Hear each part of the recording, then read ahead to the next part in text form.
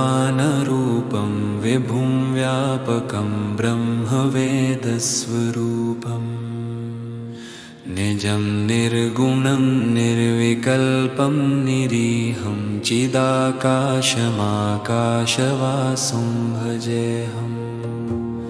निराकारमोकारमूलं तुरीयं गिरा ज्ञानगोतीतमीशं गिरीशं करालं महाकालकालं कृपालं गुणागारसंसारपारं नतोऽहम्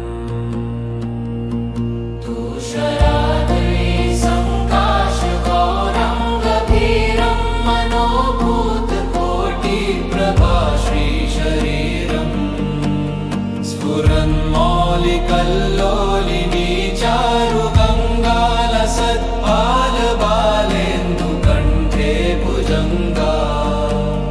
चलत्कुण्डलं भ्रूसुनेत्रं विशालं प्रसन्नाननं नीलकण्ठं दयालं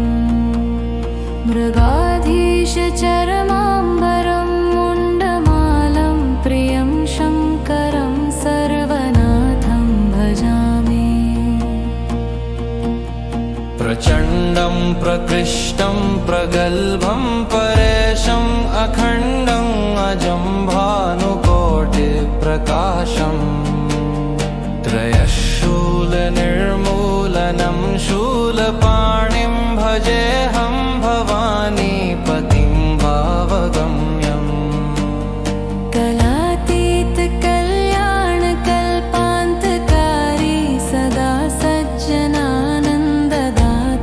पुरारी चिदानन्दसन्दोहमोहापहारी प्रसीद प्रसीद प्रभो मन्मथारी न यावत् उमानाथ पादारविन्दं भजन्ति ह लोके परे वा नराणां न तावत् सुखं शान्ति सन्तापनाशं प्रसीद प्रभो सर्वभूताधिवासम् न जानामि योगं जपं नैव पूजानतोऽहं सदा सर्वदा शम्भुतुभ्यं जराजन्मदुःखोऽघतातप्यमानं प्रभो पाहि अपन्नमामीश शम्भो रुद्राष्टकमिदं प्रोक्तं विप्रेण हरतोषये ये पठन्ति नरा भक्त्या तेषां शम्भो प्रसीदति नमामीशमीशाननिर्वाणरूपं विभुं व्यापकं ब्रह्मवेदस्वरूपम् निजं निर्गुणं निर्विकल्पं निरीहं चिदाकाशमाकाशवासं भजेऽहम् निराकारमोकारमूलं तुरीयं गिरा ज्ञानगोतीतमीशं गिरीशं करालं महाकालकालं कृपालं गुणागारसंसारपारं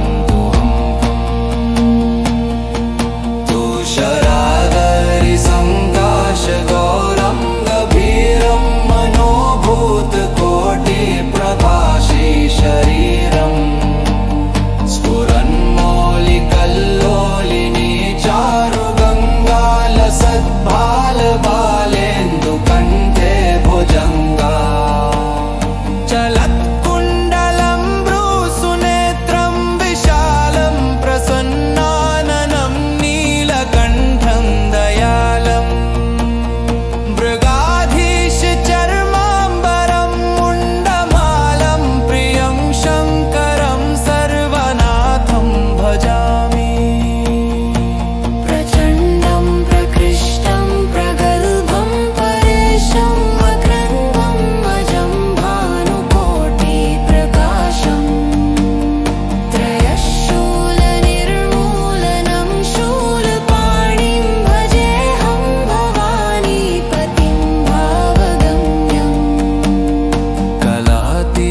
कल्याणकल्पान्तकारी सदा सज्जनानन्ददाता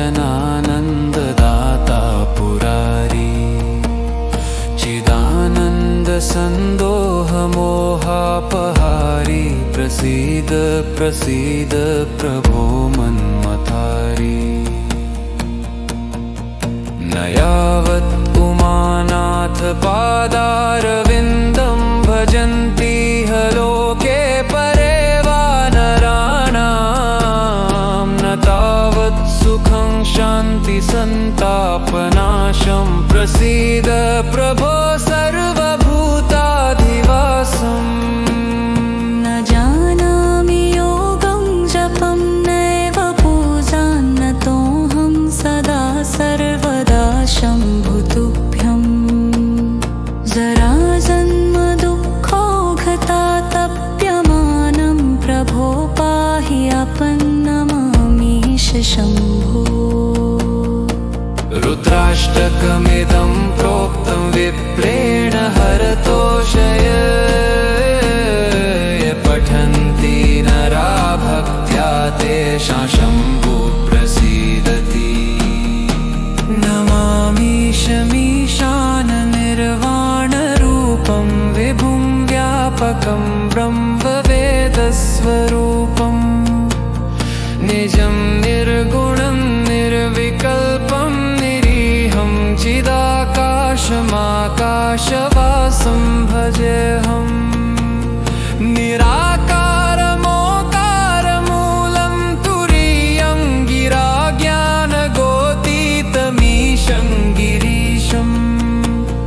करालं महाकालकालं कृपालं गुणागार संसारपारं नतोऽहम्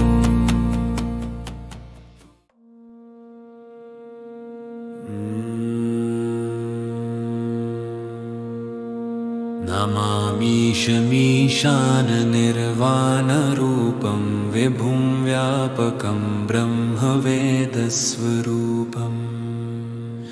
निजं निर्गुणं निर्विकल्पं निरीहं चिदाकाशमाकाशवासं भजेऽहम् निराकारमोकारमूलं तुरीयं गिरा ज्ञानगोतीतमीशं गिरीशम् करालं महाकालकालं कृपालं गुणागार संसारपारं नतोऽहम्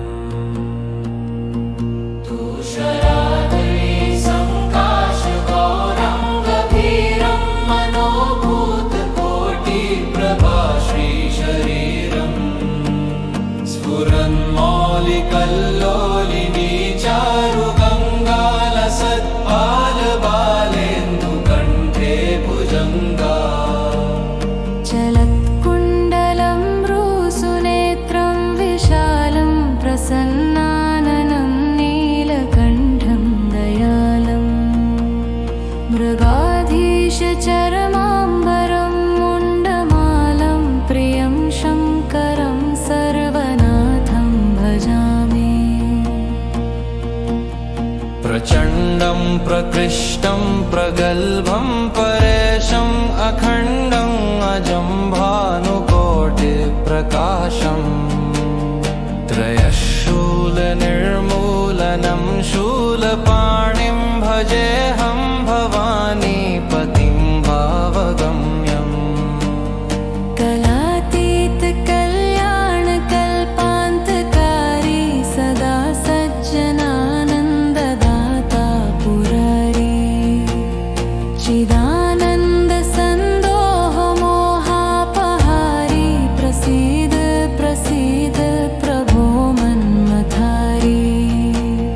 न यावत्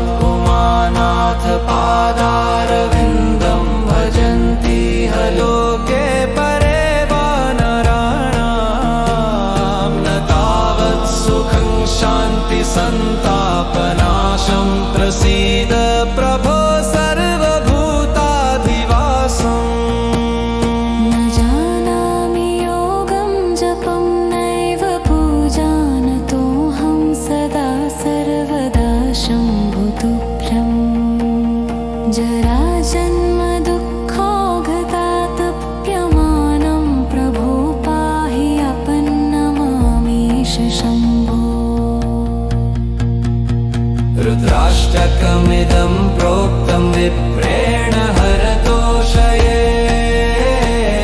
ये पठन्ति नरा भक्त्या तेषां शम्भुः प्रसीदति नमामि शमीशाननिर्वाणरूपं विभुं व्यापकं ब्रह्मवेदस्वरूपम् निजं निर्गुणं निर्विकल्पं निरीहं चिदाकाशमाकाशवासं भजेऽहम् निराकारमोकारमूलं तुरीयं गिराज्ञानगोतीतमीशं गिरीशम् करालं महाकालकालं कृपालं गुणागारसंसारपारं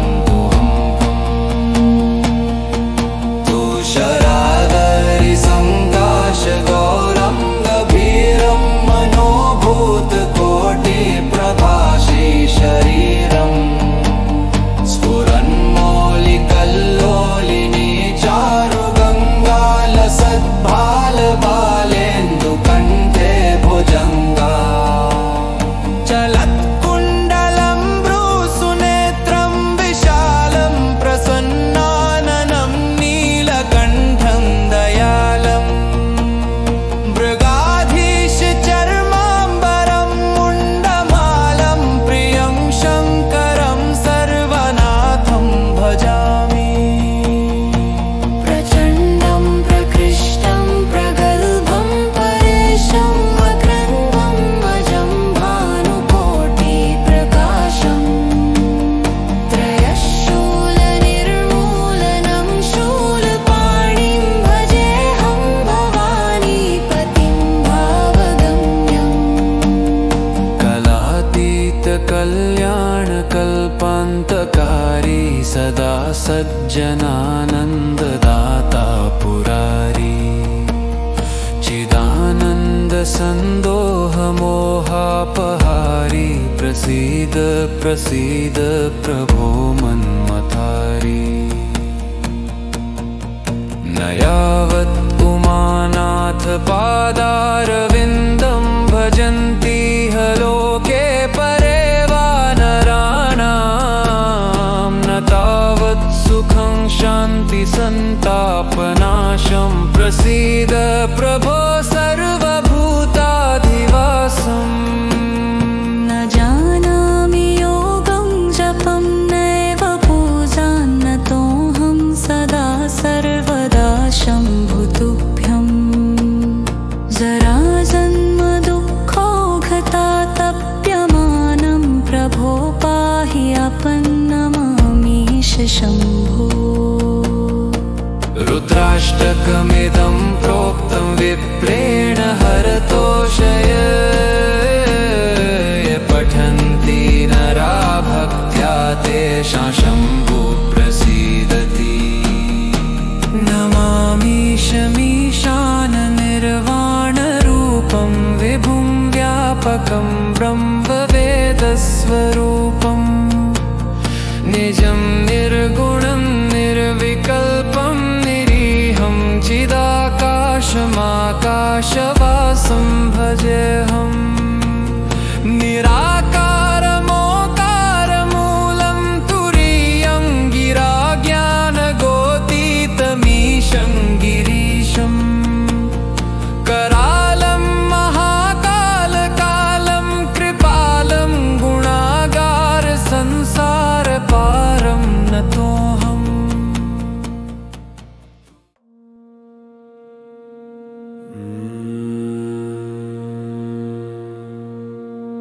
नमामि शमीशाननिर्वाणरूपं विभुं व्यापकं ब्रह्मवेदस्वरूपम्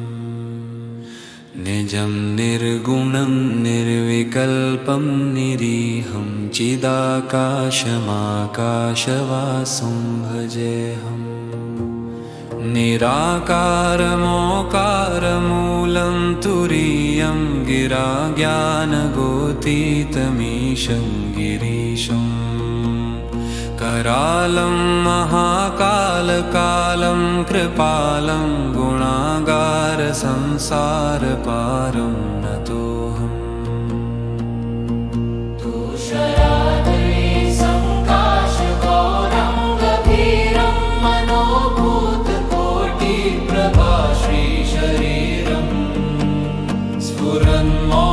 कल्लोलिनी चारु गङ्गालसत्पालबालेन्दु कण्ठे भुजङ्गा चलत्कुण्डलं भ्रूसुनेत्रं विशालं प्रसन्नाननं नीलकण्ठं दयालं मृगाधीशचरमाम्बरं मुण्डमालं प्रियं शङ्करं सर्वनाथं भजामि प्रचण्डं प्रकृष्टं प्रगल्भं परेशम् अखण्डं अजं भानुकोटिप्रकाशम् त्रयशूलनिर्मूलनं शूलपाणिं भजेऽहं भवानीपतिं भावगम्यम् कलातीतकल्याणकल्पान्तकारी सदा सज्जनानन्ददाता पुरारी चिदानन्दसन्दोहमोहापहारी प्रसीद प्रसीद प्रभो मन्मथारी न यावत् उमानाथ पादारविन्दं भजन्ति ह लोके परे वानराणां न तावत् सुखं शान्ति सन्तापनाशं प्रसीद प्रभो सर्वभूताधिवासम् न जानामि योगं जपं नैव पूजानतोऽहं सदा सर्वदा शम्भुतुभ्यं जराजन्मदुःखोऽघतातप्यमानं प्रभो पाहि अपन्नमामीश शम्भो रुद्राष्टकमिदं प्रोक्तं विप्रेण हरतोषये ये पठन्ति नरा भक्त्या तेषां शम्भुः प्रसीदति नमामीशमीशाननिर्वाणरूपं विभुं व्यापकं ब्रह्मवेदस्वरूपम् निजं निर्गुणं निर्विकल्पं निरीहं चिदाकाशमाकाशवासं भजेऽहम् निराकारमोकारमूलं तुरीयं गिराज्ञानगोतीतमीशं गिरीशं करालं महाकालकालं कृपालं गुणागार संसारपारं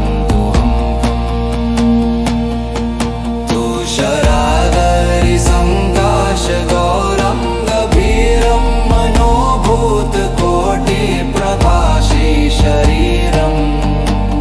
स्फुरन्मौलिकल्लोलिनी चारु गङ्गालसद्भालबालेन्दु कण्ठे भुजङ्गा चलत्कुण्डलं भ्रूसुनेत्रं विशालं प्रसन्नाननं नीलकण्ठं दयालं मृगाधीशचर्माम्बरं मुण्डमालं प्रियं शङ्करं सर्वनाथं भजामि प्रचण्डं प्रकृष्टं प्रगल्भं परेशम् अखण्डम् अजं भानुकोटिप्रकाशम् त्रयशूलनिर्मूलनं शूलपाणिं भजेऽहं भवानीपतिं भावगम्यम् कलातीतकल्याणकल्पान्तकारी सदा सज्जनानन्ददाता पुरारी चिदानन्दसन्दोहमोहापहारी प्रसीद प्रसीद प्रभो मन्मथारी न यावत् उमाना नाथ पादारविन्दं भजन्ति ह लोके परे वानराणां न तावत् सुखं शान्ति सन्तापनाशं प्रसीद प्रभो सर्वभूताधिवासम् न जानामि योगं जपं नैव पूजां न तोऽहं सदा सर्वदा शम्भुतुभ्यं जराजन्मदुःखोघतातप्यमानं प्रभो पाहि आपन्नमामीश शम्भो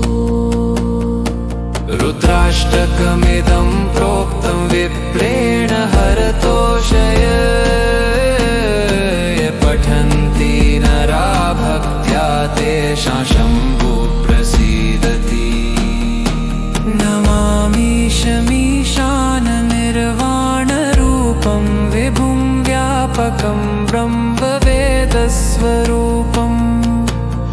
निजं निर्गुणं निर्विकल्पं निरीहं चिदाकाशमाकाशवासं भजेऽहम् निराकारमोकारमूलं तुरीयं गिराज्ञानगोतीतमीशं गिरीशं करालं महाकालकालं कृपालं गुणागार संसारपारं नतोऽहम्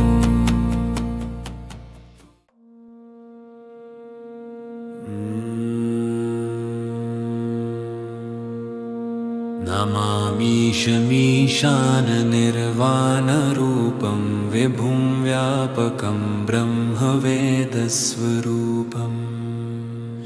निजं निर्गुणं निर्विकल्पं निरीहं चिदाकाशमाकाशवासं भजेऽहम् निराकारमोकारमूलं तुरीयं गिराज्ञानगोतीतमीशं गिरीशं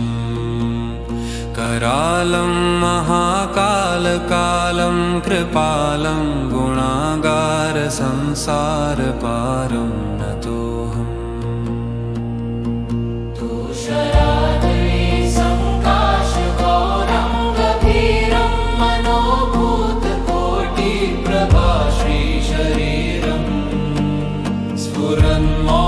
कल्लोलिनी चारुगङ्गालसत्पालबालेन्दुकण्ठे भुजङ्गा चलत्कुण्डलं भ्रूसुनेत्रं विशालं प्रसन्नाननं नीलकण्ठं दयालं मृगाधीशचरमाम्बरं मुण्डमालं प्रियं शङ्करं सर्वनाथं भजामि प्रचण्डं प्रकृष्टं प्रगल्भं परेशम् अखण्डं अजं भानुकोटिप्रकाशं त्रयशूलनिर्मूलनं शूलपाणिं भजेऽहं भवानीपतिं भावगम्यम् कलातीतकल्याणकल्पान्तकारी सदा सज्जनानन्ददाता पुरारी चिदानन्दसन्दोहमोहापहारी प्रसीद प्रसीद प्रभो मन्मथारी न यावत् उमानाथ पादारविन्दं भजन्ति ह लोके परे वानराणां न तावत् सुखं शान्ति सन्तापनाशं प्रसीद प्रभो सर्वभूताधिवासम् न जानामि योगं जपं नैव पूजां न तोऽहं सदा सर्वदा शम्भुतुभ्यं जराजन्मदुःखोघतातप्यमानं प्रभो पाहि आपन्नमामीश शम्भो रुद्राष्टकमिदं प्रोक्तं विप्रेण हरतोषये ये पठन्ति नरा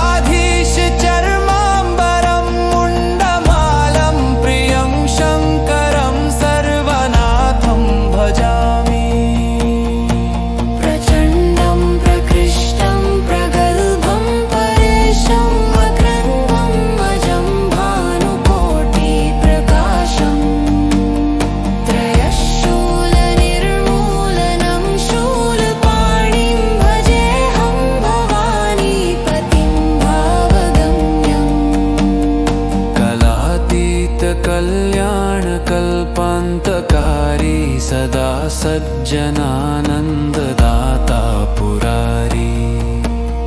चिदानन्दसन्दोहमोहापहारी प्रसीद प्रसीद प्रभो मन्मथारी न यावत् उमानाथ पादारविन्दं भजन्ति ह लोके परे वानराणां न तावत् सुखं शान्ति सन्तापनाशं प्रसीद प्रभो सर्वभूताधिवासम् न जानामि योगं जपं नैव पूजान्नतोऽहं सदा सर्वदा शम्भुतुभ्यं जराजन्मदुःखौघतातप्यमानं प्रभो पाहि आपन्नमामीश शम्भो रुद्राष्टकमिदं प्रोक्तं विप्रेण हरतोषय पठन्ति नरा भक्त्या तेषां शम्भु प्रसीदति नमामीशमीशाननिर्वाणरूपं विभुं व्यापकम्